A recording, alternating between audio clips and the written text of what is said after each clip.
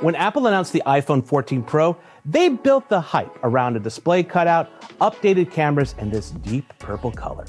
While the $1,000 price tag of the Pro and the $1,100 price tag for the Pro Max has remained the same as it's been since 2019, phone carriers offer deep discounts on trade-ins, making the iPhone 14 Pro a particularly great buy. But now, it's 7 months later, and we have the Pixel 7 Pro and the Samsung Galaxy S23 Ultra, and I want to check in on the state of the iPhone 14 Pro.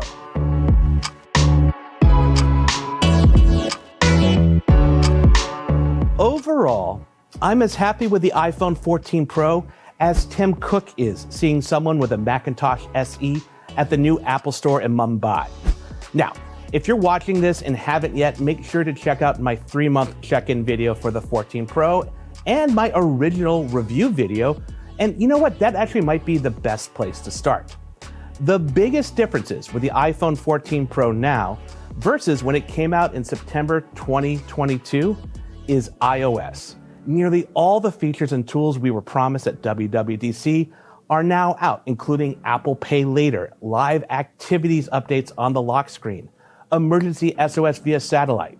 In fact, there have been a number of stories about people's lives being saved with car crash detection and emergency SOS.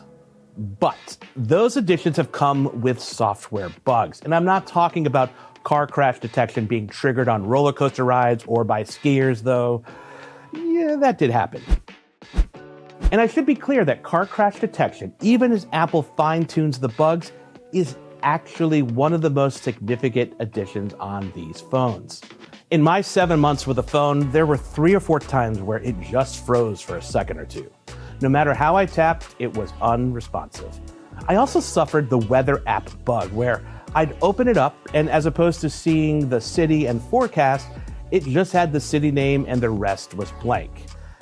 I know I wasn't alone, but as someone who was a loyal dark sky app user for years and was forced to give it up in January, this bugged me. Has it been fixed since? Seems so. Aside from those rough spots, iOS 16 has been excellent on the iPhone 14 Pro. The lock screen and always-on display, after Apple added the ability to turn off the wallpaper, aka have a black screen, are transformative. Dynamic Island, wow, I haven't said that out loud in a while, but Dynamic Island is good. I like having a shortcut at the top of my screen, and now with live activities, seeing my Uber ride status is just amazing. But I want more Dynamic Island. And I hope with the next generation of iPhone that both Pro and non-Pro models get the screen cutout and the dynamic island that surrounds it.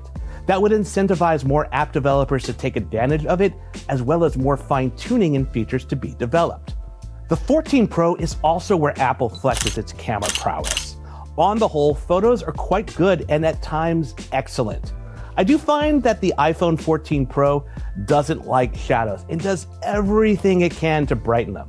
Look, contrast isn't bad, Apple, but I often find myself tweaking photos I take after the fact, and yeah, maybe I need to try one of these photography styles. I don't know. But let's talk video, and this is an area where Apple's always been ahead of the competition in terms of image quality. But with the Galaxy S23 Ultra, it seems Samsung has finally caught up, just as they did with photos.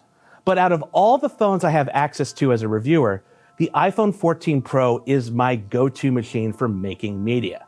One thing I do hope to see on the next iPhone are improvements to the camera app. It's getting full of tools and features, some of which you have to know where to swipe to find, and others where you have to go into the menu maze known as the Settings app to enable them. Then there's the battery life. As I highlighted in my 3-month check-in video, battery life is good, but it's definitely a step down from the iPhone 13 Pro.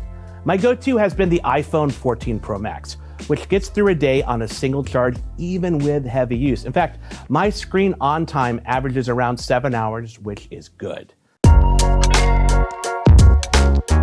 At the end of the day, the iPhone 14 Pro is Apple's best. And if you're considering getting one now, it's still a good time to buy it. But know that the next iPhone will likely come out in September. And now I want to hear from you guys. If you have an iPhone 14 Pro or 14 Pro Max, how has it been? Throw your thoughts in the comments. And last, if you enjoy this video, give it a thumbs up. And if you don't, keep your damn mouth shut.